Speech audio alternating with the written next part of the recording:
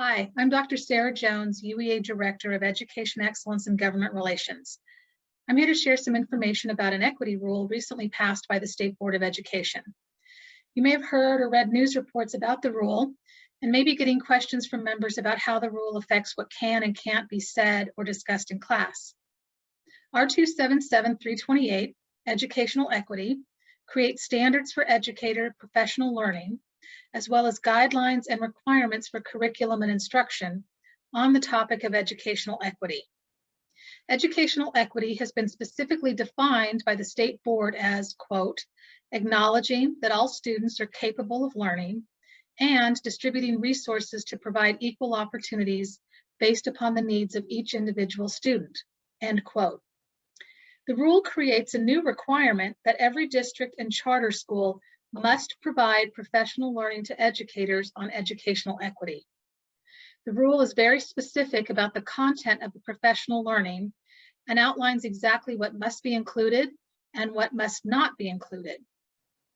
For example, educator professional learning must include instruction in, quote, fostering a learning environment and workplace that are safe and respectful of all students and educators, end quote.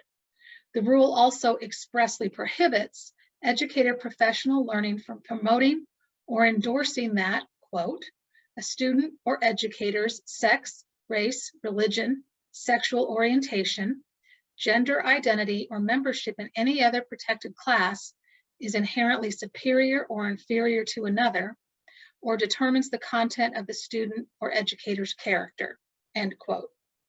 The State Board has developed a detailed and scripted 90-minute PowerPoint presentation that will be recorded and sent to districts and charter schools to present to educators as an overview of the content of this rule.